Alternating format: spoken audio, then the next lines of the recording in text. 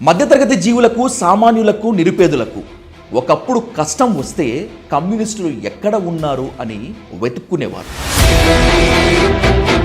ఇప్పుడు ఆ నమ్మకం ఎక్కడుంది? అసలు నిజమైన కమ్యూనిస్టులు ఎక్కడ ఉన్నారు అనే విమర్శ, ఆరోపణ బలంగా వినిపిస్తోంది. మీరు ఊహించారా? సిపిఐలో రాష్ట్ర కార్యదర్శి పదవి వరకు మీరు వస్తారు, మీకు రాణిస్తారు అని. రాణిస్తారా అనేటువంటి దానికి సంబంధించిన దాంట్లో కమ్యూనిస్ట్ పార్టీకి అలాంటి అవకాశం ఉండదు. SFI and by the same way ASF విద్యార్థి సంఘాలతో పాటు ఇంకొంతమంది విద్యార్థి సంఘాల నేతల్ని కూడా మోహన్ బాబు అనుచరులు కిడ్నాప్ చేసి దాదాపు చంపేయటానికి వేసినంత పథకము. లక్కీగా వాళ్ళంతా సేవ్ అయిపోయారు. పైగా ఏదైనా ఈవెంట్స్ వగైరా జరిగితే ఆ ఈవెంట్స్ కూడా మళ్ళీ మోహన్ బాబు గారు అక్కడ డబ్బులు వసూలు చేసేటువంటి పరిస్థితి. కాలేజీలో ఉన్నటువంటి ప్రొఫెసర్స్ కానీ ఫెసిలిటీస్ కానీ సరైన పద్ధతిలో లేవనేటువంటి అంశం పేరెంట్స్ ద్వారా మాకు అందినటువంటి సమాచారం. లాస్ట్ చివరికి ప్రొఫెసర్స్ కూడా సక్రమంగా జీతాలు ఇవ్వనటువంటి పరిస్థితి. మా యూనివర్సిటీ పరువును బజార్కి ఈడుస్తున్నాడు and by the same way మమ్మల్ని బ్లాక్మెయిల్ చేస్తున్నారని చెప్పి మీ పైన ఆయన వ్యక్తిగతంగా విజయవాడ కోర్టులో దావా వేసినటువంటి పరిస్థితి. మీ ఇద్దరిలో ఎవరిని నమ్మాలి? మోహన్ బాబు గారికి ఓపెన్ ఛాలెంజ్ చేస్తూ ఉన్నా. ఇప్పుడు కూడా విద్యార్థుల కన్నా బౌన్సర్లు ఎందుకుంటారు ఎక్కువ అసలు అక్కడ? ఎవరో ఒకరో విద్యార్థుల గొంతుకలు ప్రశ్నిస్తే ఆ ప్రశ్నించినటువంటి గొంతుకలు నలిపేస్తే మోహన్ బాబు వైపు ఉన్నటువంటి రాజకీయ ప్రభావం గెలుస్తుందా? ప్రజల తరపున పోరాడుతున్నటువంటి మీరు గెలుస్తారా? మోడీ గారితో నాకు సంబంధాలు ఉన్నాయి, అమిత్ షా గారు నా ఫ్రెండు, నేను వాళ్ళ ఇంటికి పోతాను, నాన్న డైరెక్ట్గా మాట్లాడతాడు సీఎం గారితో, పిఎం గారితో అంటే మత విద్వేషాలు రెచ్చగొడుతుంటేనే మేము అడ్డుకున్నామని చెప్పి కమ్యూనిస్ట్ విద్యార్థి నేతలు అంటున్నారు. ఎవరి వాదన కరెక్టు? ఎవరి వైపు ఇది నిలబడాలి? కమ్యూనిస్ట్ పార్టీ మీటింగులు పెట్టి ఒక మతాన్ని, ఒక కులాన్ని రెచ్చగొట్టమని చెప్పామా? కాబట్టి ఆర్ఎస్ఎస్ అన్నటువంటిది పక్కా మతోన్మాద సంస్థ. దాదాపు 2 ఏళ్లు కావస్తుంది కూటమి ఏర్పడి. ప్రజలు నిజంగా సంతోషంగానే ఉన్నారా? గతంలో జగన్మోహన్ రెడ్డి గారు గుండ్రాయి తీసుకొని పళ్ళు ఒడగొడితే ఇప్పుడు చంద్రబాబు నాయుడు గారు బండరాయి తీసుకొని తల మీద బాత్తా ఉన్నాడు. మధ్యతరగతి జీవులకు, సామాన్యులకు, నిరుపేదలకు ఒకప్పుడు కష్టం వస్తే కమ్యూనిస్టులు ఎక్కడ ఉన్నారు అని వెతుక్కునేవారు. ఎందుకంటే వాళ్ళ ముందు ఆ సమస్య పెడితే ఖచ్చితంగా పరిష్కారం లభిస్తుంది అనేటువంటిది కొండంత నమ్మకం. ఇప్పుడు ఆ నమ్మకం ఎక్కడుంది? అసలు నిజమైన కమ్యూనిస్టులు ఎక్కడ ఉన్నారు అనే విమర్శ, ఆరోపణ బలంగా వినిపిస్తోంది. ఒకవేళ ఈ విమర్శ, ఆరోపణ నిజమే అయితే లోపం కమ్యూనిజంలో ఉందా, కమ్యూనిస్టుల్లో ఉందా, లేకపోతే కమ్యూనిజాన్ని, కమ్యూనిస్టుల్ని అర్థం చేసుకోలేకపోతున్నటువంటి ప్రజల్లో ఉందా? ఈ అంశంతో పాటు ఆంధ్రప్రదేశ్ రాజకీయాలు, కూటమి పాలన ఏ విధంగా ఉంది, ప్రజలు ఏం ఆలోచించుకోవాలి అనేటువంటి దానిపై ఇన్ డీటెయిల్గా, ఇన్ డెప్త్గా డిస్కస్ చేద్దాం. Let's invite Andhra Pradesh CPI secretary Gujjula Eshwaraiah గారు on to the dial news hot seat with Vijay సాధు. Comrade, welcome to dial news hot seat with Vijay సాధు. నమస్కారం. సిపిఐ స్టేట్ సెక్రటరీగా ఎన్నికయ్యి 5 నెలలు కంప్లీట్ అయిపోతుంది అన్న. ఫస్ట్ టైం కలుసుకుంటున్నాం కాబట్టి కంగ్రాచులేషన్స్. లేట్గా చెప్పినా లేటెస్ట్గా చెప్తాం. ఫస్ట్ ఆఫ్ ఆల్ అన్న, మీ జీవితం నాకు తెలుసు. ఎన్ని కష్టాలు పడ్డారు, ఎన్ని కన్నీళ్లు పడ్డారు, ఎన్ని పోరాటాలు చేసి వచ్చారు. ఒకానొక దశలో మృత్యు అంచుల దాకా కూడా వెళ్ళి వచ్చారు. ఇది ఓకే. మీరు ఊహించారా సిపిఐలో రాష్ట్ర కార్యదర్శి పదవి వరకు మీరు వస్తారు, మీకు రాణిస్తారు అని? అంటే కమ్యూనిస్ట్ పార్టీలో పదవుల గురించి ముందస్తుగా అంచనాలు అనేటువంటివి ఎవరికి కూడా ఉండేటువంటి పరిస్థితి ఉండదు. అది పెరుగుతున్నటువంటి బ్రాటప్ లేదా ఉద్యమపరంగా చేస్తున్నటువంటి బ్రాటప్లో భాగంగా వస్తున్నటువంటిది. ఆ వచ్చేటువంటి క్రమంలో మనలో ఉన్నటువంటి కెపాసిటీ, దాంతోపాటు పార్టీ పట్ల, విధానాల పట్ల ఉన్నటువంటి నిబద్ధత, చేసేటువంటి పోరాటంలో ఉన్నటువంటి రాజీ లేనటువంటి తత్వం, ఇవన్నీ కూడా కమ్యూనిస్ట్ పార్టీలో నాయకత్వ స్థానాలకు ఎదగడానికి ఒక అవకాశంగా ఉంటుంది. అయితే అదే సందర్భంలోనే రాణిస్తారా అనేటువంటి దానికి సంబంధించిన దాంట్లో కమ్యూనిస్ట్ పార్టీకి అలాంటి అవకాశం ఉండదు. రానివ్వరు రాణిస్తారనేటువంటిది డిపెండ్ ఆన్ వర్క్కు సంబంధించి, నిబద్ధతకు సంబంధించి, నైతికతకు సంబంధించినదే ప్రధానమైనటువంటి అంశంగా ఉంటుంది తప్ప దానికి ఊహాజనితమైనటువంటి దానికి ఆస్కారము కమ్యూనిస్ట్ పార్టీలో లేదనేటువంటిదే ఇప్పటి వరకు నాకున్నటువంటి అవగాహన మేరకు. ఆ నేపథ్యంలో పని చేసుకుంటూ వచ్చాం, కష్టపడ్డాం. నాతో పాటు చాలామంది నాకంటే సీనియర్స్గా ఉన్నటువంటి వాళ్ళు, ఇంకా పెద్ద పెద్ద వాళ్ళు అందరూ కూడా చాలా సంవత్సరాల పాటు పార్టీ ఉద్యమంలో పనిచేస్తున్నటువంటి వాళ్ళకు కూడా రానటువంటి ఒక అవకాశం కమ్యూనిస్ట్ పార్టీలో నాకు వచ్చింది. ఇది ముందస్తుగా ఎక్స్పెక్ట్ చేసినటువంటిది అయితే, ఈ ఎక్స్పెక్టేషన్ కోసమే పనిచేసినటువంటిది అయితే కాదు. ఇది ప్రజల కోసం నిబద్ధతో పనిచేస్తున్నటువంటి క్రమంలో అందరూ కలిసి వచ్చినటువంటి సందర్భం, వారందరూ ఇచ్చినటువంటి సహకారం ఫలానా అయితే బాగుంటుంది అనేటువంటి ఒక ఆలోచన, దాని ప్రకారం వచ్చినటువంటి బాధ్యత తప్ప ఇది వేరే పదవి అనేటువంటి దానికైతే ఇది పదవి కాదు, ఇది బాధ్యత అని చెప్పే నేను భావిస్తూ ఉన్నాను. రైట్, ఇది పదవి కాదు బాధ్యత అన్నారు. దానికి మీకు నాకు ఆన్ రికార్డ్ సల్యూట్ చెప్తున్నాను అన్న. పేదల పట్ల మీ నిబద్ధత, సిపిఐ పార్టీ పట్ల మీ అంకిత భావము ఏ విధంగా ఉందో నాకు బాగా తెలుసు. మీరు పదవి రానివ్వకుండా ఎవరు అడ్డుపడరు అనేటువంటి దానిపై ఇన్ డీటెయిల్ క్రెడిబుల్ ఇన్ఫర్మేషన్ నా దగ్గర ఉంది. వాటిని పేర్లతో సహా మీ ముందు పెడతాను కాస్త ఇంటర్వ్యూ ముందుకెళ్ళిన తర్వాత. ఫస్ట్, తిరుపతిలో మొన్న ఒక ఇష్యూ జరిగింది. మోహన్ బాబు యూనివర్సిటీలో అక్రమాలపై ప్రశ్నించేందుకు, ఫిర్యాదు చేసేందుకు వెళితే SFI and by SFI ASF విద్యార్థి సంఘాలతో పాటు ఇంకొంతమంది విద్యార్థి సంఘాల నేతల్ని కూడా మోహన్ బాబు అనుచరులు కిడ్నాప్ చేసి దాదాపు చంపేయటానికి వేసినంత పథకము. లక్కీగా వాళ్ళంతా సేవ్ అయిపోయారు. రెండు భిన్నవాదనలు ఉన్నాయన్న ఇక్కడ. అక్రమాలని ఉన్నత అధికారులకు తెలియజేస్తామని చెప్పి బ్లాక్మెయిల్ చేశారు అని మోహన్ బాబు వాళ్ళు ఆరోపిస్తున్నారు. విద్యార్థుల భవిష్యత్తుకు అంధకారం కాకుండా పేరెంట్స్ తరపున మేము నిలబడ్డాము, అందుకే వాళ్ళు మమ్మల్ని కిడ్నాప్ చేశారని చెప్పి విద్యార్థి సంఘాల నేతలు ఆరోపిస్తున్నారు. దీని గురించి ఇన్ డీటెయిల్గా మీకు తెలుసు కాబట్టి అడుగుతున్నాను, ఏం జరిగింది అసలు? మోహన్ బాబు యూనివర్సిటీ అనేటువంటిది చాలా పెద్ద ఎత్తున అక్రమాలకు నిలయం అని చెప్పే నేను చెప్పదలుచుకున్నాను. ఎందుకంటే ఈ ఇంటర్వ్యూ మోహన్ బాబు గారు చూసినా, మోహన్ బాబు గారి కుటుంబ సభ్యులు చూసినా, లేదా మోహన్ బాబు గారి ఇన్స్టిట్యూషన్లో చదువుతున్నటువంటి విద్యార్థులు చూసినా, వారి పేరెంట్స్ చూసినా కూడా ఇది ఈశ్వరయ్య చెప్పింది కరెక్ట్ అని చెప్పి వాళ్ళు భావించాలి. Mohan Babu University Grants Commission rules and రెగ్యులేషన్స్ను ఫస్ట్ నెంబర్ 1 వైలేట్ చేస్తూ ఉంది. 2, అక్కడ బలవంతంగా అన్నం తిన్నా తినకపోయినా సరే మధ్యాహ్నం పూట మెస్సుకు బిల్లు కట్టాలని చెప్పి అక్కడ నిర్దేశిస్తున్నారు మోహన్ బాబు గారు. ఆయన పెట్టినటువంటి బస్సులో ప్రయాణం చేయకపోయినా సరే నెలా పొద్దు బస్సుకు కావాల్సిన డబ్బులు కట్టాలని చెప్పి చెప్తున్నారు. ఎవరైనా బైకుల్లో వచ్చినా కూడా అది కుదరదు అనేటువంటి పద్ధతిలో ప్లాన్ చేస్తున్నారు.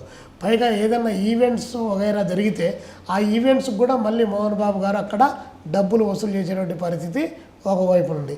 మరొక వైపున AICTE all India council for technical education నిబంధనల ప్రకారము ఆ కాలేజీలో ఉన్నటువంటి ప్రొఫెసర్స్ కానీ లేదా అక్కడ ఉన్నటువంటి విద్యా సంస్థలో ఎమ్యూనిటీస్ కానీ ఫెసిలిటీస్ కానీ సరైన పద్ధతిలో లేవనేటువంటి అంశం పేరెంట్స్ ద్వారా మాకు అందినటువంటి సమాచారం. కానీ అలాంటి అంశాలన్నీ బయటికి వెలికి తీసాం. మోహన్ బాబు గారు అక్రమంగా డబ్బులు వసూలు చేయకపోతే 26,17,00,000 రూపాయలు మేము కంప్లైంట్ చేసిన తర్వాత, దట్టు నేను కంప్లైంట్ చేసిన తర్వాత ఎందుకు హైయర్ ఎడ్యుకేషన్ 3-man కమిటీ వేసి ఆ 3-man కమిటీలో నిగ్గు తేల్చి కట్టమని చెప్పింది? మోహన్ బాబు గారు ఎందుకు కోర్టుకు పోయి పర్మిషన్ తీసుకొని వచ్చారు?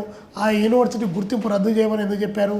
అదేవిధంగా మోహన్ బాబు గారు యూనివర్సిటీలో పనిచేస్తున్నటువంటి చివరికి ప్రొఫెసర్స్ కూడా సక్రమంగా జీతాలు ఇవ్వనటువంటి పరిస్థితి అక్కడ కొనసాగుతుంది.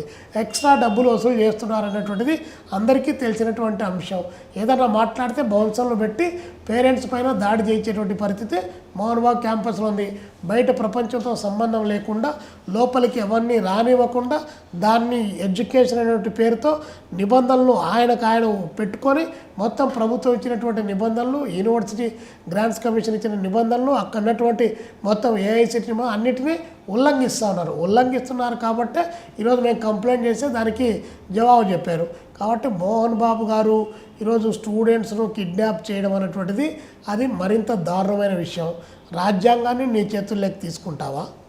నువ్వు అంత నిజాయితీపరుడువా? అంత ఎడ్యుకేషన్ నువ్వు అందించేటువంటి వాడివి అయితే మంచి ఎడ్యుకేషన్ ఇస్తే మంచి ఎడ్యుకేషన్ ఇస్తున్నారని చెప్పి జాయిన్ అవుతారు. కానీ మోహన్ బాబు గురించి ఎవరు చెప్పినా, ఎవరు చెప్పాలన్నా, చివరికి వాళ్ళ ఫ్యామిలీయే వాళ్ళ గురించి చెప్పాలనుకున్నా కూడా గొప్ప విద్యావేత్త, గొప్ప సంస్కర్త, సంఘ సంస్కర్త అని చెప్తూ ఉంటారు. కానీ గ్రౌండ్ లెవెల్లోకి వస్తే ఈశ్వరయ్య గారు, మీరు ఏఐసిటికి కంప్లైంట్ చేశారు పూర్తి స్థాయి ఆధారాలతో. పేరెంట్స్ కూడా మీ తరపునే ఉన్నారు. కట్ చేస్తే మా యూనివర్సిటీ పరువును బజార్కి ఈడుస్తున్నాడు, and by the same way మమ్మల్ని బ్లాక్మెయిల్ చేస్తున్నారని చెప్పి మీ పైన ఆయన వ్యక్తిగతంగా విజయవాడ కోర్టులో దావా వేసినటువంటి పరిస్థితి. మీ ఇద్దరిలో ఎవరిని నమ్మాలి? సామాన్య ప్రజలు, మీడియా ఎవరి వైపు నిలబడాలి? 100% ప్రజల పక్షాన్నే మీడియా నిలబడాలి, వాస్తవాలను వెలికి తీయాలి. మోహన్ బాబు గారికి ఓపెన్ ఛాలెంజ్ చేస్తూ ఉన్నా. ఇప్పుడు కూడా మీ ద్వారా మోహన్ బాబు గారికి, మోహన్ బాబు యూనివర్సిటీకి ఛాలెంజ్ చేస్తూ ఉన్నా. డైరెక్ట్గా నువ్వు పేరెంట్స్ కమిటీని, ఇతర పేరెంట్స్ కమిటీలను, విద్యార్థి సంఘాలను నీ క్యాంపస్లోకి అలౌ చేయి. అక్కడ ఏం జరుగుతుందో ప్రపంచానికి చెబుదాం. లాస్ట్ చివరికి మీడియాను కూడా రానివ్వనటువంటి పరిస్థితి ఈరోజు అక్కడ కొనసాగుతుంది. ఇప్పుడు మా పైన ఆరోపణలు చేశారు, ఆయన యూనివర్సిటీ ప్రతిష్టకు భంగం కలిగిందని చెప్తున్నారు. మీ యూనివర్సిటీ ప్రతిష్టకు భంగం ఎలా కలిగింది? మీరు అక్రమాలు చేస్తే బయటికి వెలికి తీస్తే భంగం కలుగుతుందా? మేము పోనీలే, మమ్మల్ని పక్కన పెట్టు. మరి హైయర్ ఎడ్యుకేషన్ అధికారులు, హైయర్ ఎడ్యుకేషన్ చైర్మన్, మిగతా వేసినటువంటి 3 మెన్ కమిటీ. కాబట్టి మోహన్ బాబు గారు చెప్తున్నటువంటిది పచ్చబద్ధం. బ్లాక్మెయిల్ చేశారని అంటున్నాం. కమాన్, బ్లాక్మెయిల్ చేసి ఉంటే, నిన్ను ఎవడన్నా డబ్బులు అడిగింటే, లేదా నువ్వు ఎవరికైనా డబ్బులు ఇచ్చింటే, లేదా నాలాంటోడు నిన్ను డబ్బులు అడిగింటే, ఏ సందర్భంలో అడిగాడో, ఎప్పుడు అడిగాడో రమ్మని చెప్పి ఓపెన్ ఛాలెంజ్ చేస్తున్నావు. వస్తావా? నువ్వు తిరుపతి ఎస్వి యూనివర్సిటీ దగ్గరికి రమ్మంటావా? లేదా నీ ఎంబీ దగ్గరికి వస్తావా? విజయవాడకు వస్తావా? అలంకార్ సెంటర్లో కూర్చుందాం. లేదు నువ్వు కోర్టులో కేసు వేసావు, ఆ కేసు దగ్గరికి పోయి కూర్చుందాం. ఎప్పుడు, ఏ సందర్భంలో, ఎప్పుడు నువ్వు నిన్ను డబ్బులు అడిగినట్టు వాడెవడు, ఇచ్చింది ఎవడు, తీసుకుంది ఎవడో రమ్మని చెప్పి మేము కోరుతాను. కాబట్టి దొంగ అని అడిచినట్టు పద్ధతులు అరిస్తే అన్యాయం నిజమైపోదు. కాబట్టి మోహన్ బాబు యూనివర్సిటీలో జరుగుతున్నది అక్రమాల కుప్ప. కాబట్టే విద్యార్థి సంఘాల ఆందోళన చేస్తే నువ్వు అసలు ఎవరండి? నువ్వు మ్యాన్ హ్యాండిల్ చేయడానికి నీకెవడిచ్చాడా రైటు? నీకెవడిచ్చాడా రైటు? కావాలంటే ఇప్పుడు కోర్టులో నా పైన కేసు ఇచ్చావు, కోర్టులో కేసులు తగులుదాం. అక్కడ నుంచి న్యాయాలు, వాస్తవాలు ఈరోజు ఈ పేపర్లలో, పత్రికల్లో, టీవీలో వచ్చినటువంటి ఈ క్లిప్పింగ్స్ అన్నీ తీసుకొని పోయి మేము కోర్టుకు సబ్మిట్ చేయమా? హైయర్ ఎడ్యుకేషన్ ఇచ్చినటువంటి రిపోర్టు మేము సబ్మిట్ చేయమా? నీ కేసు నిలుస్తుందా? నువ్వు అసలు మీరు అన్యాయానికి పాల్పడి, మీరు విద్యార్థుల రక్తమాంసాలు, వాళ్ళ తల్లిదండ్రుల మూలుగులు మీరు పీల్చి పిప్పి చేస్తా ఫీజుల పేరుతో వారిని దోపిడీ చేస్తే, ఆ దోపిడీ డబ్బులు వెనక్కి కట్టమని చెప్పి డిమాండ్ చేస్తూ విద్యార్థి సంఘాలు ఆందోళన చేస్తే, అప్పటికి మళ్ళీ అంత చెప్పిన తర్వాత కూడా మళ్ళీ 40,000 రూపాయలు నువ్వు డబ్బులు వసూలు చేయడానికి ప్రయత్నం చేస్తే స్టూడెంట్స్ ఆర్గనైజేషన్ ఆందోళన చేయడానికి వచ్చాయి కలెక్టర్ ఆఫీస్ కాడికి. అక్కడికి నువ్వు బౌన్సర్లు పెట్టి తీసుకొని పోయి వాళ్ళను భౌతికంగా దాడి చేసి చంపడానికి కావాల్సిన ప్రయత్నం చేస్తావు. మరి ఈరోజు మేము అడుగుతా ఉన్నాం రాష్ట్ర ప్రభుత్వాన్ని, లోకేష్ బాబు గారిని, స్టాన్ఫోర్డ్ యూనివర్సిటీలో చదువుకొని లోకేష్ బాబు గారిని, ఏంటి మోహన్ బాబు గారి పట్ల మీ నిర్లక్ష్యం ఏంటి? మీ ఆప్యాయత ఏంటి? మీ ప్రేమ ఏంటి? అసలు డైరెక్ట్గా ఇన్ని బయటపడ్డ తర్వాత, మీరు చూసేటువంటి విద్యా వ్యవస్థలోనే ఆ యూనివర్సిటీలు బయటపడ్డ తర్వాత మోహన్ బాబు గారు A1, A2లను ఎందుకు అరెస్ట్ చేయరు? విద్యార్థులు అయితే అరెస్ట్ చేస్తారా? కాబట్టి ఇది ప్రభుత్వం ఎక్కడో ఏ వైపు నుంచో దానికి లోపాయకారి అయినటువంటి లోపం ఉంది. కాబట్టి ఈరోజు ఇలాంటి అక్రమాలు జరుగుతూ ఉన్నాయి. కాబట్టి మోహన్ బాబు యూనివర్సిటీని మేము డిమాండ్ చేస్తూ ఉన్నాం యాజ్ ఎ పేరెంట్స్ కమిటీగా, అదేవిధంగా సిపిఐగా, అదేవిధంగా విద్యార్థి సంఘాల పక్షాన కూడా మేము డిమాండ్ చేస్తాం. మోహన్ బాబు యూనివర్సిటీ గుర్తింపును రద్దు చేయాలి. అక్కడ చదివేటువంటి పిల్లలకు మరొక వైపున తీసుకోవాలి, లేదా ప్రభుత్వమే ఆ యూనివర్సిటీని టేక్ ఓవర్ చేసి వారికి, మోహన్ బాబు గారికి నష్టపరిహారం కట్టించి ఆ యూనివర్సిటీ ప్రభుత్వ ఆధీనంలో నడిపించాలని చెప్పేసి మేము డిమాండ్ చేస్తున్నాం. ప్రభుత్వానికి చేతనైతే అది చేయమని చెప్పు, లేదా అక్రమాలు జరిగిందా జరగలేదనేది ప్రభుత్వం తేల్చమని చెప్పి మేము అడుగుతున్నాం. జరగలేదంటే పెట్టుకోండి, ఆయన తీసుకొని మీ భుజాలపైన ఎక్కించుకొని తిరుపతి పట్టణంలో ఊరేగించుకోండి. బట్ కానీ ఇన్ని సంవత్సరాల 2 సంవత్సరాలు అయితే అంటే కూడా కాలయాపన చేసి రాజకీయాల్లో అవకాశం ఏదైనా వస్తే అలాంటి సందర్భంలో ఉపయోగపెట్టుకునే పద్ధతిలో కాకుండా వాస్తవంగా విద్యారంగంలో చాలా పెద్ద ఎత్తున విద్యా వ్యాపారం అక్కడ కొనసాగుతూ ఉంది. వ్యాపారం కాదు, దోపిడీ కొనసాగుతూ ఉంది. ఇది 100కు 100% నిజం.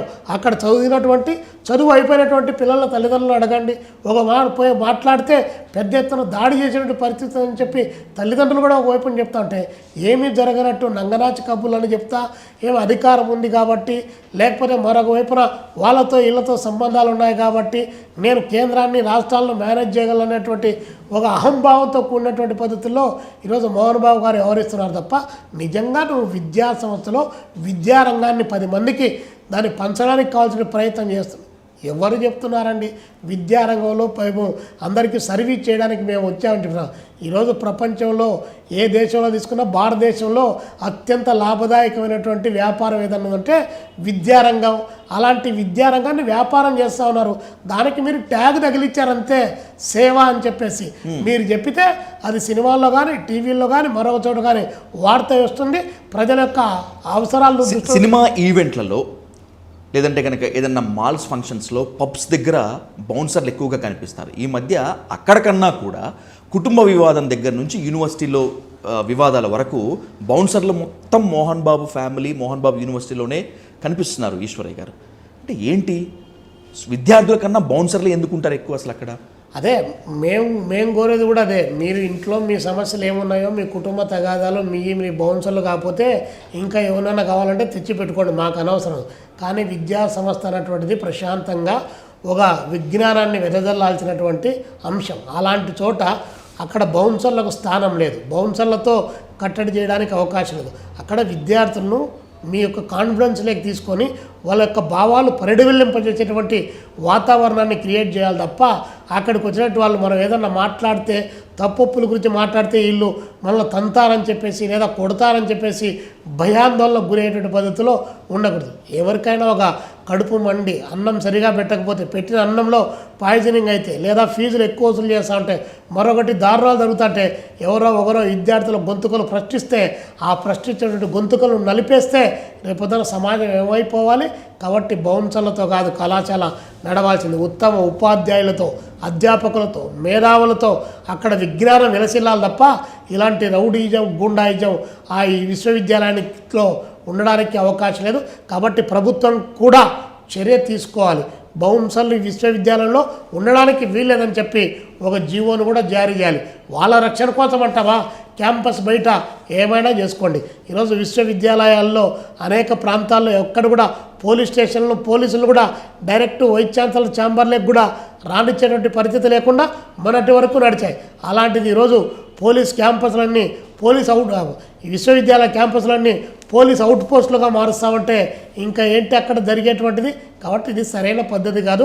మోహన్ బాబు గారికి ఆయనకు ఒక బిరుదు ఇచ్చారు సినిమాలో, కలెక్షన్ కింగ్ అని చెప్పి. ఆ కలెక్షన్ కింగ్ అనేటువంటి దానికి ఆయన పేరును, ఆ నామధేయాన్ని సార్థకత చేసుకుంటున్నాడు. మీరు ఒక వ్యాలిడ్ పాయింట్ చెప్పారు ఈశ్వరయ్య గారు. విద్యాలయాల్లో విద్యార్థులు మాత్రమే ఉండాలి, విద్యాబోధన సక్రమంగా జరగాలి, విలువలు బాగా అద్భుతంగా ఉండాలి అని చెప్పి దీన్ని డిస్కస్ చేయబోయే ముందు ఇంకొక మోస్ట్ వ్యాలిడ్ పాయింట్ మీరు తెచ్చింది ఏంటంటే, మేము అక్రమాలతో ఇన్ని ఆధారాలు చూపిస్తున్నప్పటికీ కూడా కూటమి సర్కార్ మోహన్ బాబు పైన, మోహన్ బాబు యూనివర్సిటీ పైన ఏమాత్రం చర్య తీసుకోవట్లేదు ఎందుకు అని చెప్పి. కొంతవరకు ఇది కరెక్టే. ఆయనేమో నాకు మోదీ అత్యంత సన్నిహితులు, లేకపోతే నాకు పలానా ముఖ్యమంత్రి అత్యంత సన్నిహితులు అని చెప్పి అనుకుంటారు. ఓవరాల్గా చూసుకుంటే మోహన్ బాబు వైపు ఉన్నటువంటి రాజకీయ ప్రభావం గెలుస్తుందా, ప్రజల తరపున పోరాడుతున్నటువంటి మీరు గెలుస్తారా? మోహన్ బాబు గారు తన వెనుక పక్క ఉన్నటువంటి, తన బిహైండ్ ద కర్టన్ ఉన్నటువంటి రాజకీయాల ద్వారా లేదా రాజకీయ వ్యవస్థతో మోడీ గారితో నాకు సంబంధాలు ఉన్నాయి, అమిత్ షా గారు నా ఫ్రెండు, నేను వాళ్ళ ఇంటికి పోతాను, నాన్న డైరెక్ట్గా మాట్లాడతాడు సీఎం గారితో, పీఎం గారితో అంటే అవన్నీ తాత్కాలికంగా మిమ్మల్ని గెలిపించినట్టు మీకు కనిపిస్తాయి తప్ప, కానీ అక్రమాలు మాత్రం ఎప్పటికీ పోరాటం పైన నడుస్తూ ఉంటుంది. చివరికి అల్టిమేట్ పోరాటమే గెలుస్తుంది తప్ప మీ అక్రమాలకు బాసటగా నిలబడే వాళ్ళు కొద్ది రోజులు మాత్రమే నిలబడతారని మాత్రం మోహన్ బాబు గారు తెలుసుకోవాల్సిందే. అలాంటి వ్యవస్థను సపోర్ట్ చేస్తున్నట్టు వాళ్ళు కూడా ఖచ్చితంగా తెలుసుకోవాల్సినట్టు అవసరం ఉంది. మేము పాలక వర్గాలకు కూడా చెప్తా ఉన్నాం, మీకు సంబంధం ఉంటే మీ ఇంటికి పిలిచి టీ, కాఫీ ఇవ్వండి, కానీ లక్షలాది మంది విద్యార్థుల భవిష్యత్తును అక్కడ బుగ్గిపాలు చేస్తా పనంగా పెట్టి తల్లిదండ్రులను విద్య పేరుతో దోపిడీ చేస్తూ ఉంటే ఆ దోపిడీకి మీరు లైసెన్సులు మంజూరు చేసేటువంటి పద్ధతుల్లో మీరు పోతే మీరు ఎవరికి కాపులా కాస్తున్నారు? దొంగలకు కాపులా కాస్తున్నారు. కంచే చేను వేస్తే కావలు ఎవడు అన్నటువంటి చందంగా ఈరోజు విద్యారంగం తయారైపోయినటువంటిది కళ్ళ ముందు కనిపిస్తుంది. కాబట్టి పోరాటం అనేది నిరంతరంగా కొనసాగుతుంది. ఆ పోరాటాన్ని కంటిన్యూ చేస్తాం. గెలుపు ఓటములతో సంబంధం లేదు. తల్లిదండ్రులను అదేవిధంగా విద్యార్థులకు బాసటగా నిలిచామా, వారికి గొంతుకై నిలిచామా లేదా అనేటువంటి పాయింట్ ఆఫ్ వ్యూలో పోతాం. అల్టిమేట్ విజయం సాధించడానికి కావాల్సినటువంటి ప్రాతిపదికను ఏర్పాటు చేసుకుంటాం తప్ప ఇలాంటి కాకెమ్మ కబుర్లకు తాటాకు చప్పుళ్లకు బెదురుకొని మోహన్ బాబు గారి బౌన్సర్లు చూసో, మోహన్ బాబు గారి డైలాగులు చూసో, వెనక్కి పక్క ప్రధానమంత్రి గారి దగ్గర పోయి మా నాన్న టీ తాగాడంటేనో, ఇంకొకరి దగ్గర పోయి కూర్చొని లేచి వచ్చాడంటేనో, ఇవన్నీ రాజకీయాల్లో సర్వసాధారణంగా జరిగేటువంటివి. అంత రాజకీయ పరిపక్వత జ్ఞానం లేనట్టు వాళ్ళం కాదు.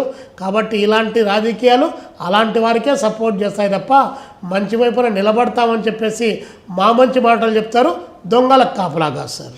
మోహన్ బాబు యూనివర్సిటీ నుంచి ఎస్వి యూనివర్సిటీ వరకు, ఎస్వి యూనివర్సిటీ నుంచి నాగార్జున యూనివర్సిటీ వరకు, నాగార్జున యూనివర్సిటీ నుంచి ఆంధ్ర యూనివర్సిటీ వరకు, ఇలా దేశంలో ఉన్నటువంటి ఏ యూనివర్సిటీని చూసుకున్నప్పటికీ ఒకప్పుడు యూనివర్సిటీలు అంటే భావి భారత పౌరులకు, మేధావులకు కార్ఖానాగా, ఫ్యాక్టరీగా ఉండేవి. కానీ ఇప్పుడు విద్వేషాలకు, మత రాజకీయాలకు, కులాల కుమ్ములాటలకు వేదికగా నిలిచాయి అనేటువంటి విమర్శ ప్రజాస్వామికవాదులు, బుద్ధిజీవులు, మీలాంటి కరడుగట్టిన కమ్యూనిస్ట్ నేతలు చేస్తూ ఉంటారు. ఇప్పటికీ ఆ మాట మీద నిలబడి ఉంటారా? ఎస్, 100% ఈరోజు అలాంటి పరిస్థితి కొనసాగుతుంది. ఒకనాడు జవహర్లాల్ నెహ్రూ గారు భారతదేశంలో ఉన్నటువంటి విశ్వవిద్యాలయాలు అంతర్జాతీయ దృక్పథంతో ప్రపంచంలో జరుగుతున్నటువంటి అనేక ఆర్థిక రాజకీయ పరిణామాలకు వేదిక విశ్వవిద్యాలయాలు కావాలని చెప్పి బోధించినటువంటి వాడు, చెప్పినటువంటి వాడు. దాని తర్వాత డాక్టర్ జాకీర్ హుసేన్ గారు విద్యారంగంలోకి రాజకీయాలు చొరబడ్డాయి.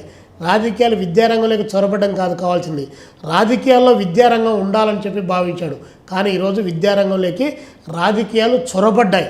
ఆ చొరబడ్డాయి కాబట్టే ఈ విశ్వవిద్యాలయాల్లో ఈరోజు నియామకాలు జరుగుతూ ఉన్నాయి చాలా పెద్ద ఎత్తున. యూనివర్సిటీ వైస్ ఛాన్సలర్స్, రిజిస్ట్రార్స్, రెక్టార్స్, ఇలాంటి వాళ్ళంతా నియామకాలు జరుగుతున్నాయి. ఏ రాజకీయ పార్టీ అధికారంలో ఉంటే ఆ రాజకీయ పార్టీకి జెండాలు మోసేటువంటి జెండా కూలీలు లాంటి వాళ్ళను ఈరోజు యూనివర్సిటీ వైస్ ఛాన్సలర్స్గా నియామకాలు పాలక ప్రభుత్వాలు చేపడుతున్నాయి. అందుకనే విశ్వవిద్యాలయాల యొక్క ప్రతిష్ట మసకబారిపోతూ ఉంది. ఒకనాడు విశ్వవిద్యాలయాల్లో అంతర్జాతీయ జాతీయ సమస్యలపైన చర్చా వేదికలుగా, మేధో సంపత్తిని వెలికి తీసేటువంటి వాళ్ళగా, ఈ సమాజానికి ఏం కావాలో ఆలోచించేటువంటి వాళ్ళగా, రానున్నటువంటి తరానికి ఒక దార్శనికుల్లాగా విశ్వవిద్యాలయాలు కొనసాగేటువంటి ఈరోజు మూఢనమ్మకాలకు నిలవుగా మారుతూ ఉన్నాయి. కులాలకు, మతాలకు, ప్రాంతాలకు అవి కేంద్రాలుగా మారుతూ ఉన్నాయి. ఇటీవల కాలంలో మనం చూసినట్టయితే ఢిల్లీ నుంచి గల్లీ వరకు ఉన్నటువంటి విశ్వవిద్యాలయాల్లో నువ్వు రాజకీయాలు చెప్పొచ్చు, విద్యార్థులు రాజకీయాలు మాట్లాడడానికి వీళ్ళెదనడానికి అది ప్రజాస్వామ్యానికి విరుద్ధమైనటువంటి. విద్యార్థులు రాజకీయాలు మాట్లాడచ్చు, స్వేచ్ఛగా ఎవరి అభిప్రాయాన్ని వాళ్ళు చెప్పచ్చు. కానీ ఆ స్వేచ్ఛగా చెప్పే అభిప్రాయాన్ని మెజారిటీ ప్రజలు అంగీకరిస్తున్నారా లేదా, తన వాదనతో పాటు ఎవరన్నా వస్తున్నారా లేదా అని చూసుకోవాలప్ప. నా వాదనతో రాకపోతే నేను బలవంతంగా అయినా సరే బయటెక్ సమావేశాలు నిర్వహిస్తా, నా సమావేశాలకు రాకపోతే నేను దాడులు చేస్తా అని చెప్పేటువంటి ఒక బ్యాచ్ ఈరోజు దేశంలో, రాష్ట్రంలో బయలుదేరింది. ఆంధ్ర యూనివర్సిటీలో తాజా వివాదం ఆర్ఎస్ఎస్ శాఖ పైన కమ్యూనిస్టుల దాడి అని చెప్పి వాళ్ళు అంటున్నారు. లేదు, మత విద్వేషాలు రెచ్చగొడుతుంటేనే మేము అడ్డుకున్నామని చెప్పి కమ్యూనిస్ట్ విద్యార్థి నేతలు అంటున్నారు. ఎవరి వాదన కరెక్టు? ఎవరి వైపు ఇది నిలబడాలి? ఆర్ఎస్ఎస్కు బయట ప్రపంచంలో చాలా పెద్ద ఎత్తున ప్రచారం చేసుకోవడానికి 100 సంవత్సరాల కాలంగా ఆర్ఎస్ఎస్ తన యొక్క భావజాలాన్ని ఎంత స్థాయిలో, ఏ స్థాయిలో కావాలంటే ఆ స్థాయిలో అన్ని రకాలుగా మీరు బయటకు తీసుకొని వెళ్తూ ఉన్నారు. బయట ఇంత విశాలమైన ప్రపంచంలో మీరు ఉండాలి. కానీ విశ్వవిద్యాలయంలోకి పోయేటప్పటికీ అది ఒక మతానికి, ఒక కులానికి, ఒక ప్రాంతానికి సంబంధించినట్టు కాదు. అక్కడ అన్ని మతాల వాళ్ళు ఉంటారు. భారతదేశ రాజ్యాంగం పైన మీకేమాత్రం నమ్మకం ఉన్నా, పీఠిక పైన మీకేమాత్రం నమ్మకం ఉన్నా, భారతదేశం సర్వసత్తాక ప్రజాస్వామ్య గణతంత్ర లౌకిక రాజ్యం అని చెప్పి రాసుకొని రాజ్యాంగ సవరణ చేసిన తర్వాత దానికి భిన్నంగా ఒక మతాన్ని తీసుకొని వచ్చి ఉన్మాదాన్ని రెచ్చగొడతామంటే కమ్యూనిస్టు విద్యార్థి సంఘాలు కావచ్చు, వామపక్షవాదులు కావచ్చు, మేధావులు కావచ్చు, ఇది కరెక్ట్ కాదు అంటారు. కాబట్టి అక్కడ అన్ని భావాలు పరిడవిల్లాలి. ఆ భావాలతో పాటు అసలు ఆర్ఎస్ఎస్కి ఏం సంబంధం విశ్వవిద్యాలయాల్లో? మీరు ఎక్కడ ఉండాలి? స్టూడెంట్ ఆర్గనైజేషన్ మీ ఏబీవీపీని విద్యార్థి సంఘంగా పనిచేయొద్దని ఎక్కడ చెప్పడం లేదే. మీ ఏబీవీపీ పని చేస్తుంది కదా. అదేవిధంగా ఏఐఎస్ఎఫ్, ఎస్ఎఫ్ఐ, పీడిఎస్యు లాంటి విద్యార్థి సంఘాలు పనిచేస్తున్నాయి. ఇతరేతరైనటువంటి అస్తిత్వంతో కూడినటువంటి అనేక కుల సంఘాలు పనిచేస్తున్నాయి. ఎవరు చేయొద్దన్నారు మిమ్మల్ని? వాటన్ని అడ్డుకున్నారా? మీరు మతాన్ని తీసుకొని బోధించేటువంటి నీ ఆర్ఎస్ఎస్ యొక్క మూల సిద్ధాంతం ఏంటి? నీ బంచ్ ఆఫ్ థాట్స్లో ఏం చెప్పాను? దాని ప్రకారం ఈరోజు మనువాదాన్ని పెంచి పోషిస్తున్నావు. 21st సెంచరీలో కూడా మనువాదాన్ని పెంచి పోషిస్తున్నావు. భారత రాజ్యాంగాన్ని ఏమాత్రం గౌరవించలేదు. రాజ్యాంగంలో ఉన్న హక్కులను నువ్వు ఏమాత్రం కాపాడలేదు. దానికి భిన్నంగా ఒక మతాన్ని ఆడ చొప్పిస్తాను. ఏం అలాంటి మత ఉన్మాదాన్ని మేము వ్యతిరేకిస్తున్నాం తప్ప మిమ్మల్ని వ్యతిరేకించడం లేదు. మీ యొక్క భావజాలాన్ని వ్యతిరేకిస్తున్నాం. వ్యక్తులుగా ఎవరిని వ్యతిరేకించలేదు. భావజాలాన్ని కమ్యూనిస్టులు ఆ భావజాల పోరాటంతోనే ఇది కరెక్ట్ కాదంటున్నాం. మేము పోయి ధర్నాలు, రాస్తారోకోలు మేము చేసినప్పుడు మేము అక్కడేమి ఒక మతానికి ఒక జాతికి అక్కడ దర్పణం పట్టే పద్ధతిలో లేమే. కాబట్టి అందరికీ కావాల్సినటువంటి ఉపయోగకరమైనది. కమ్యూనిస్ట్ పార్టీ మీటింగులు పెట్టి ఒక మతాన్ని ఒక కులాన్ని రెచ్చగొట్టమని చెప్పామా? కాబట్టి ఆర్ఎస్ఎస్ అన్నటువంటిది నీది పక్కా మతోన్మాద సంస్థ. ఈ దేశంలో అనేక సందర్భాల్లో నిషేధానికి గురైనటువంటి సంస్థ. ఈరోజు ఆంధ్ర యూనివర్సిటీలో అలాంటివి తీసుకొని వచ్చావు. కాబట్టి అది సరైనది కాదు. కమ్యూనిస్టులు దాడి చేయలేదు. కమ్యూనిస్టుల పైన వామపక్ష విద్యార్థి సంఘాల పైన బయట నుంచి 50 మంది ఆర్ఎస్ఎస్ గూండాలను తీసుకొని వచ్చి వారితో మీరు దాడి చేయించారు. ఆ దాడిని అడ్డుకోవడానికి ప్రయత్నం చేశాం. వైస్ ఛాన్సలర్ గారికి చెప్పాం, సార్ ఇలాంటివి వద్దని చెప్పాం, మీరు ఏం చేయొద్దు, నేను అందరినీ కూర్చోబెట్టి ప్రశాంతంగా మాట్లాడి అలాంటివి లేకుండా చేస్తానన్నాడు. వైస్ ఛాన్సలర్ అక్కడ పిలిపించి మాట్లాడతానని చెప్పినటువంటి ఆయన విఫలమయ్యాడు. కాబట్టి ఇది వద్దని చెప్పి కంప్లైంట్ ఇచ్చినందుకు కూడా, అంటే మీరు ఏం మాట్లాడాలో మీరే చెప్తారు, ఏమి తినాలో మీరే చెప్తారు, ఏమి రాయాలో మీరే చెప్తారు, మేము ఏం ఆందోళన చేయాలో కూడా మీరే నిర్దేశిస్తారా? కాబట్టి ఆర్ఎస్ఎస్ కరెక్ట్ అయినటువంటిది కాదు. ఉన్మాదాన్ని రెచ్చగొట్టేటువంటి చర్యలకు ఆర్ఎస్ఎస్ దాని పుట్టుక నుంచి ఇప్పటి వరకు ప్రయత్నం చేస్తుంది. కాబట్టి మేము దాన్ని వ్యతిరేకిస్తూ ఉన్నాం. ఈ భావజాలం కరెక్ట్ కాదని మేము చెప్తున్నాం. భారత రాజ్యాంగం ప్రకారం వెళ్దామని చెప్తున్నాం. ఈ దేశంలో మెజారిటీ ప్రజలు ఎట్లా నరేంద్ర మోడీ గారు ప్రధానమంత్రిగా ఉన్నారు, అమిత్ షా గారు హోమ్ మినిస్టర్గా ఎలా ఎన్నికయ్యారు, లేదు మీ ఎన్డీఏ ప్రభుత్వం 12 సంవత్సరాల కాలంగా ఎలా ఎన్నికైంది, రాజ్యాంగం ప్రకారం ఎన్నికైందా లేదా? రాజ్యాంగ ప్రకారం ఎన్నికైతే రాజ్యాంగాన్ని గౌరవించు.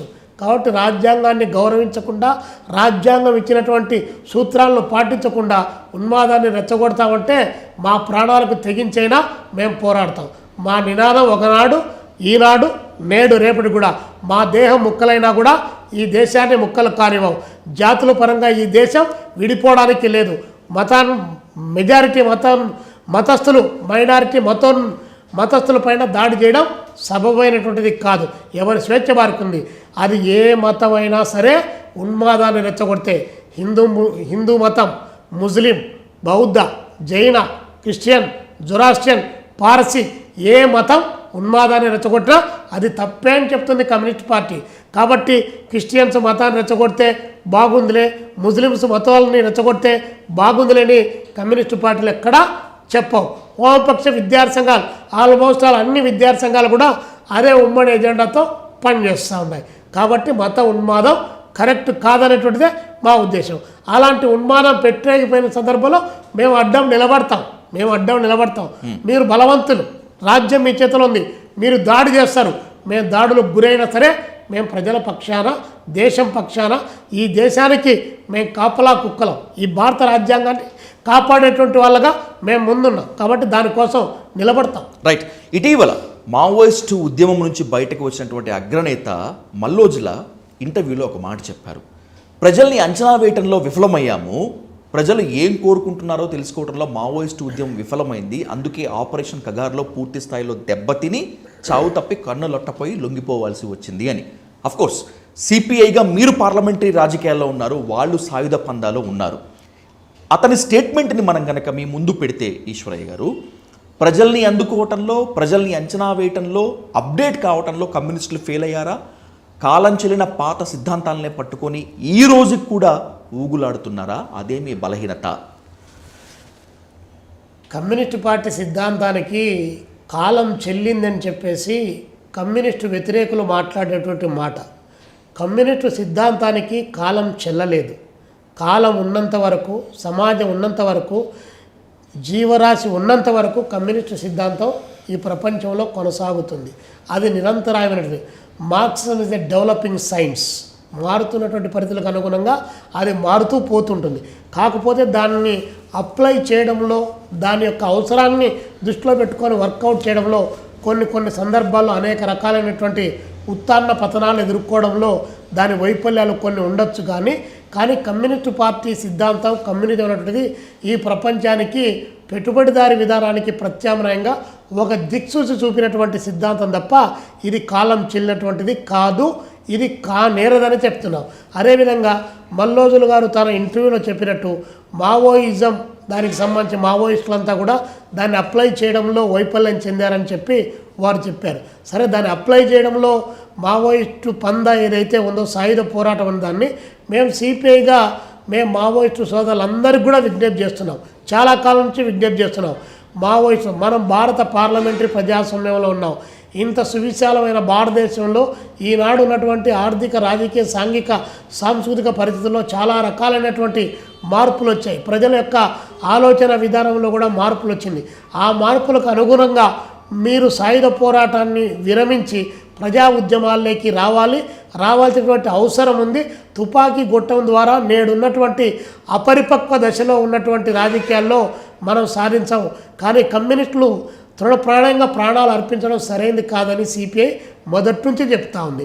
అదే సందర్భంలోనే ఆపరేషన్ కగార్ అనేటువంటి మొదలైనటువంటి రోజుల్లో కర్రేగుట్టల్లో యుద్ధం జరిగే సందర్భంలో ఈ రాష్ట్రంలో, 2 తెలుగు రాష్ట్రాల్లో కమ్యూనిస్టు పార్టీ సిపిఐ నిరంతరాయంగా అటు భారత ప్రభుత్వానికి, ప్రధానమంత్రి గారికి, పార్లమెంటు ద్వారా, అదేవిధంగా దేశ ప్రజలకు, అనేక రాష్ట్రాల ముఖ్యమంత్రులకు కూడా మేము విజ్ఞప్తి చేస్తూ ఉన్నాం.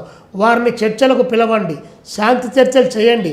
వారు తుపాకులు వదిలిపెడతామని చెప్పి వాళ్ళు ప్రకటిస్తున్నారు. తుపాకులు వదిలిపెడతామన్నటువంటి వారిని వేటాడి చంపడం అనేటువంటిది ఇది సరైనటువంటిది కాదు. ఇది ఒక రాక్షస చర్య అని చెప్పేసి కూడా మేము ప్రభుత్వాలకు చెబుతూ ఉన్నాం.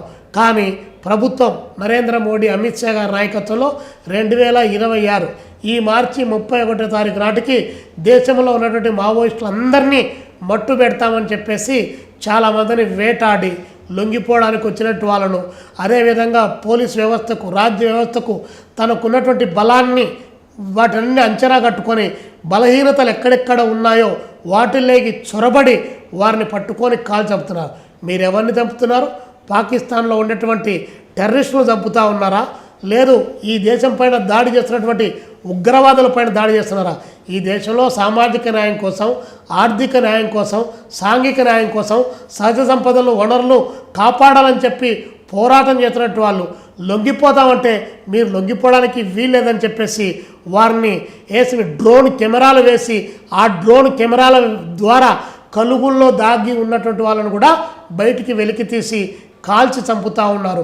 అంటే ఈ ప్రభుత్వం, అమిత్ షా గారు కానీ, నరేంద్ర మోడీ గారు కానీ వారి సిద్ధాంత భావజాలం కమ్యూనిస్టు అనేటటువంటి వాడు బ్రతకడానికి వీలు లేదు, ఇది శవమై కూడా మమ్మల్ని ప్రశ్నిస్తుంది అనేటువంటి భావన, భయం వారికి చుట్టుకుంది. కాబట్టే ఈ యొక్క దారుణానికి వారు ఒడిగడతా ఉన్నారు.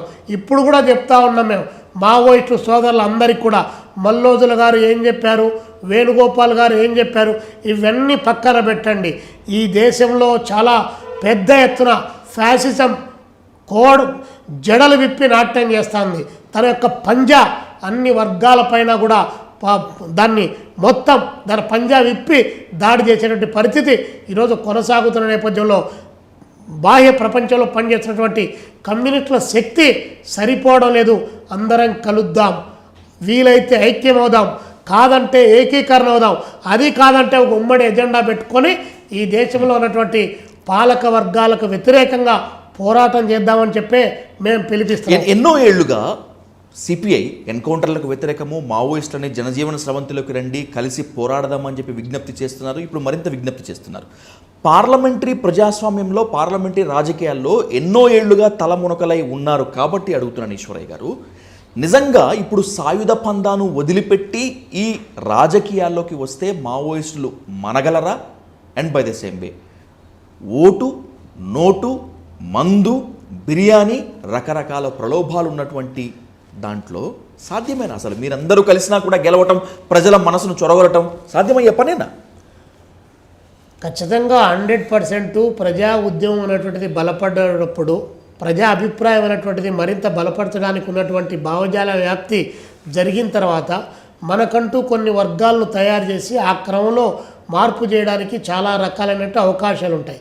అలా కాదని చెప్పేసి మనం పోయి తుపాకులు తీసుకొని పోయి అడుగులు లేకపోయి అక్కడ పోరాటం చేస్తే ఆ పోరాటాన్ని ఈ పాలక వర్గాలు రాక్షసంగా అణిచివేస్తే ఉన్నటువంటి కమ్యూనిస్టులు అన్నటువంటి వాళ్ళు ఆలోచన పరులందరినీ కూడా వాళ్ళు చంపేస్తే మరింత బలహీనమైనటువంటి పరిస్థితి ఈరోజు కనిపిస్తూ ఉంది కదా.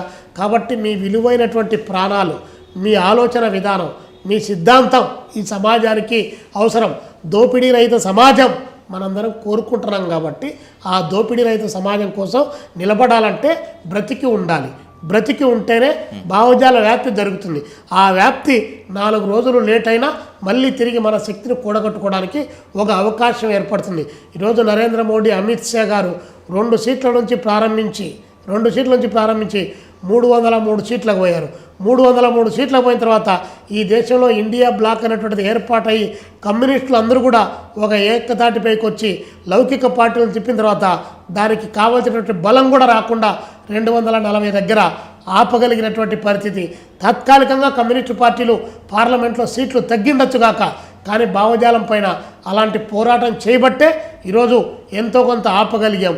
కాబట్టి దీన్ని మనందరం కలిస్తే మరింత శక్తి పెరుగుతుంది, బలం పెరుగుతుంది, భావజాల వ్యాప్తి పెంచడానికి. రెండు ప్రశ్నలు ఇక్కడ చాలా ముఖ్యంగా డిస్కస్ చేసుకోవాలి. దాంట్లో మొదటి ప్రశ్న, కనీసం తెలంగాణలో మీకు అంటే సిపిఐకి ఒక శాసనసభ స్థానమైనా ఉంది, అసెంబ్లీలో మీ వాణి వినిపించేందుకు ఛాన్స్ అన్నా ఉంది.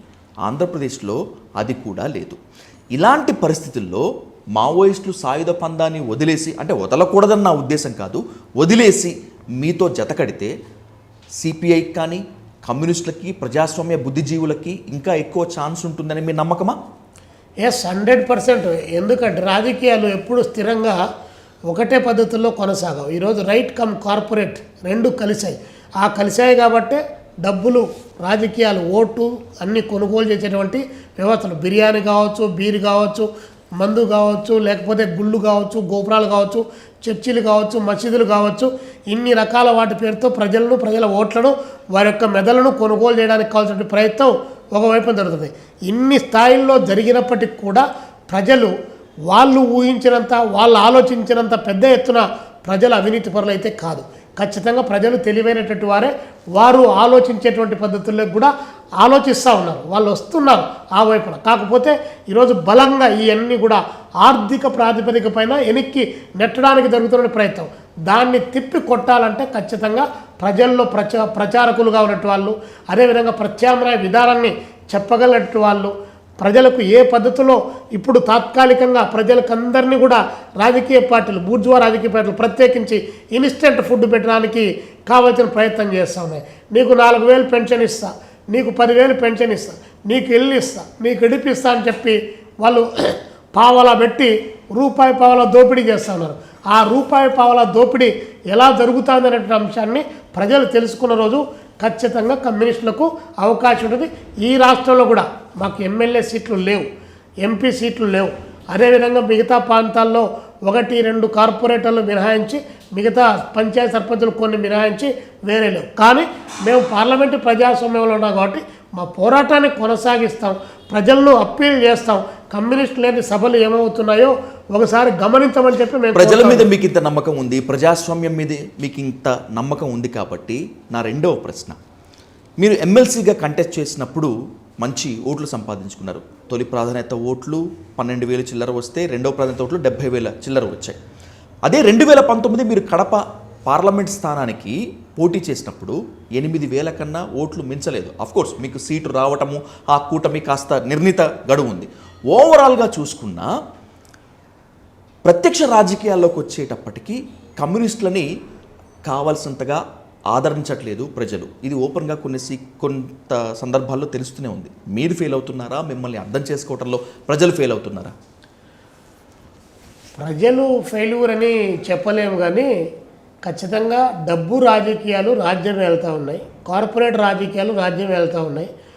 పాలకులు వ్యాపారులు అయినప్పుడు ప్రజలు భిక్షగాళ్ళగా మారతారని చెప్పి అరిస్టాటిల్ గారు ఒక మాట చెప్పారు. ఈరోజు వ్యాపారులైనటువంటి పాలక వర్గాలన్నీ కూడా వచ్చేస్తున్నాయి. ఎన్నికల్లో పోటీ చేసేటువంటి సందర్భంలోనే ప్రజల యొక్క నాడీని మార్చడానికి కావాల్సిన వ్యవస్థలోకి క్యాండిడేట్లు దించుతూ ఉన్నారు.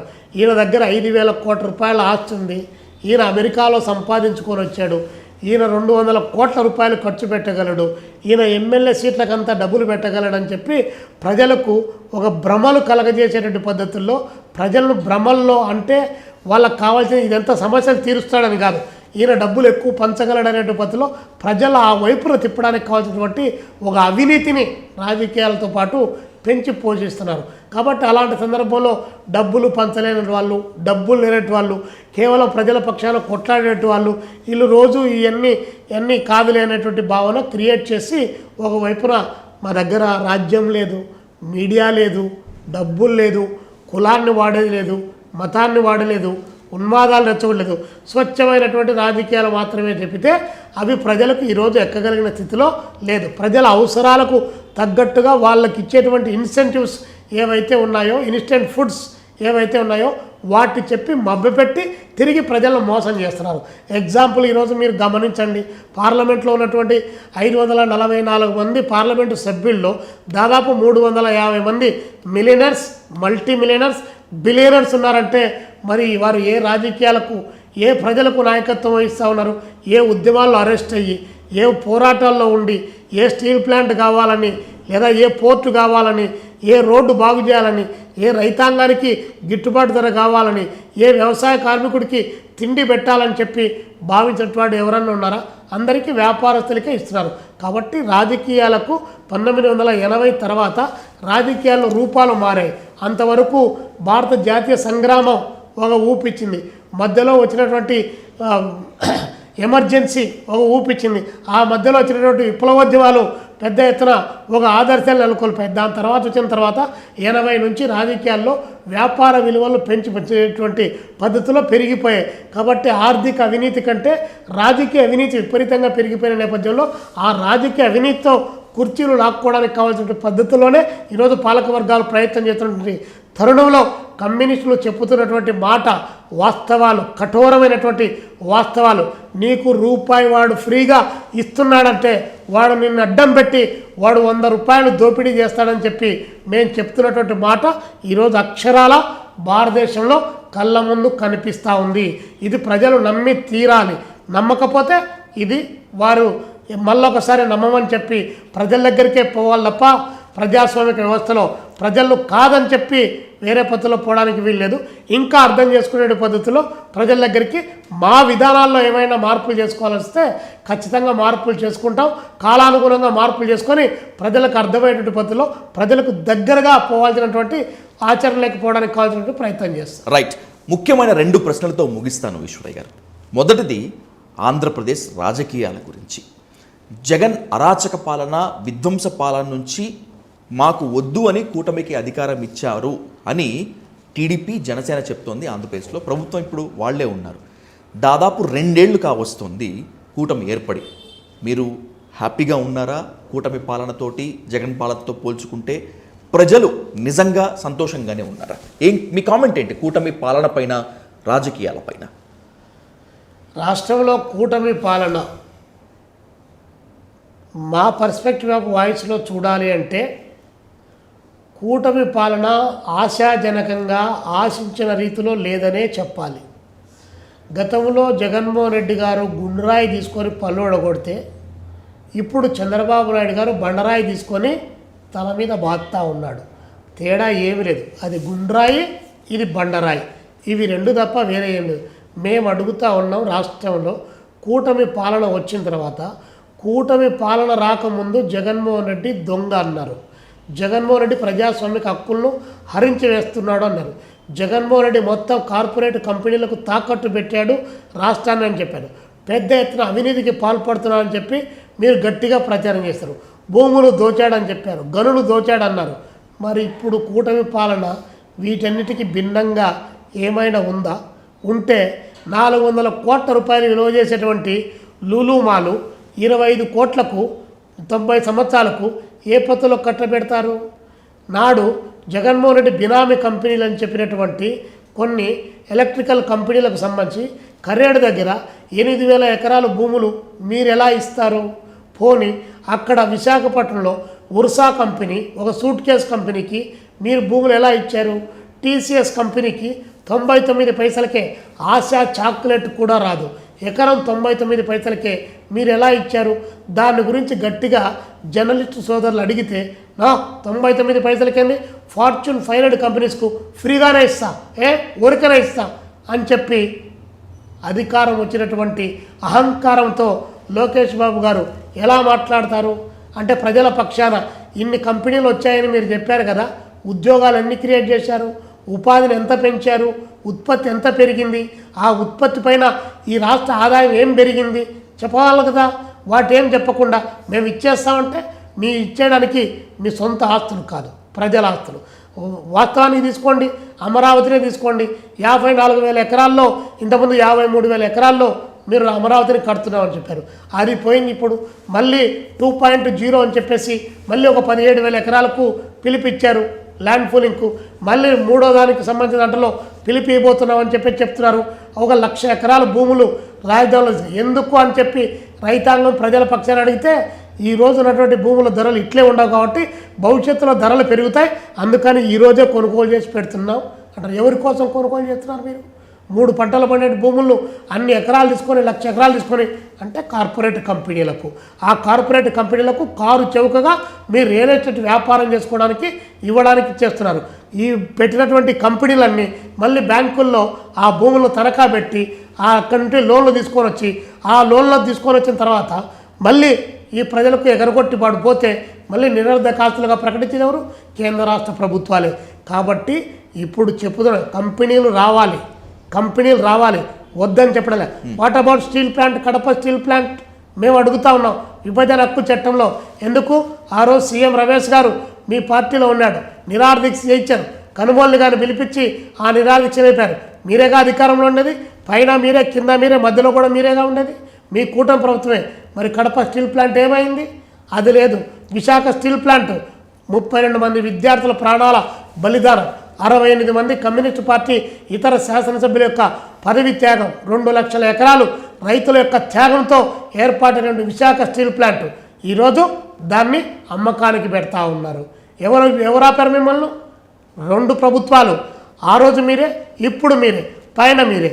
కానీ ఈ విశాఖ స్టీల్ ప్లాంట్ ప్రైవేటీకరణతో పాటే అక్కడ తమిళనాడులో స్టీల్ ప్లాంటు, జార్ఖండ్లో స్టీల్ ప్లాంటు, అదేవిధంగా ఛత్తీస్గఢ్లో స్టీల్ ప్లాంటు, కర్ణాటకలో స్టీల్ ప్లాంటు, 4 రాష్ట్రాలు ఇదే డేట్తో ప్రైవేటీకరణ చేయాలంటే ఆ రాష్ట్రాల్లో ఉన్నటువంటి అన్ని రాజకీయ పక్షాలు ఏకమై వాళ్ళు స్టీల్ ప్లాంట్ కాపాడుకుంటే ఇంత పెద్ద ఎత్తున్నటువంటి విశాఖ స్టీల్ ప్లాంటు ప్రైవేటీకరణ చేస్తూ ఉంటే మీరు దానికి ద్వారాలు తెరిచారు. క్యాప్టివ్ మైన్స్ ఇవ్వమంటే మీరు ఇవ్వకుండా ఉన్నారు. పక్కన మీ ఎంపీలకు సిగ్గు లజ్జ ఏమన్నా ఉందా? ప్రజల పక్షాన మాట్లాడుతున్నారా? మీ ఎంపీలంతా కలిసిపోయి అక్కడ నక్కపల్లి దగ్గర మిట్టల్ స్టీల్ ప్లాంట్కు మీరు పర్మిషన్లు అడుగుతారు. పక్కన ఉన్నటువంటి స్టీల్ ప్లాంట్ మూతపడతా ఉంటే మీకు పట్టదు. వైట్ ఎలిఫెంట్ మేము భరించాలా అని చెప్పి చెప్తాం. వైట్ ఎలిఫెంట్ ఎవరు? మరి వైట్ ఎలిఫెంట్ అని చెప్పిన తర్వాత ప్రభుత్వ రంగ పరిశ్రమలు ప్రైవేటీకరణ చేస్తే విద్య, వైద్యం, ఉపాధిలో వచ్చే రిజర్వేషన్స్ ఏం కావాలి? ఎలా పోవాలి? పేద వర్గాలకు, మధ్యతరగతి వర్గాలకు అందాల్సినటువంటి అవకాశాలు రావాల్సిన అవసరం లేదా? దాని క్యాప్టివ్ మైండ్స్ మీరు ఎందుకు కేటాయించలేకపోతున్నారు? ఎందుకు అడగలేకపోతున్నారు? రాష్ట్రానికి రావాల్సిన వాటాలు ఎందుకు అడగలేకపోతున్నారు? కాబట్టి ఇదంతా కూడా చంద్రబాబు నాయుడు గారు కూటమి ప్రభుత్వం యొక్క వైఫల్యం. రెండోసారి శంకుస్థాపన చేయించా అమరావతికి. ఏంటి 10 రూపాయల డబ్బులు ఇచ్చారా? ఇన్సెంటివ్స్ ఇచ్చారా? ప్రపంచ బ్యాంకు నుంచి 15,000 కోట్లు, ఏషియన్ డెవలప్మెంట్ బ్యాంకు నుంచి 10,000 కోట్లు, మరొక జర్మనీ కంపెనీ నుంచి 10,000 కోట్లు, 30,000 కోట్లు అప్పు ఇస్తే 30,000 కోట్ల అప్పు తీసుకొని వచ్చారు. అప్పు తీసుకొని వచ్చి ఎవరు కట్టాలి? ప్రజలు కట్టాలి. ఈ రాష్ట్రంలో ఆంధ్రప్రదేశ్లోని ప్రజలపైన ఒక్కొక్కటి తలకాయ పైన 3 లక్షల రూపాయల అప్పు కట్టాల్సిన పరిస్థితిని ఈ పాలక వర్గాలు మీరు కాదా క్రియేట్ చేసింది? ఇప్పుడు కూడా చంద్రబాబు నాయుడు గారు ఉత్పత్తిని పెంచుతా, ఆదాయాన్ని పెంచుతా అని ప్రకటించారు. 3,20,000 కోట్లు ఈ 20 మాసాల కాలంలో అప్పు తీసుకొని వచ్చావు. ఎక్కడ ఉత్పత్తి పెరిగింది? ఏ పరిశ్రమ స్థాపించే ఉత్పత్తి పెరిగింది? ఏ నీటిపారుదల ప్రాజెక్టును పూర్తి చేయగలిగావు? ఏ వ్యవసాయ రంగాన్ని డెవలప్ చేయగలిగావు? ఏం చేయగలిగారు? ఏం చెప్పండి మీరు. వాటికి సంబంధించినటువంటిది కేటగారికలుగా అడిగితే జవాబు లేదు.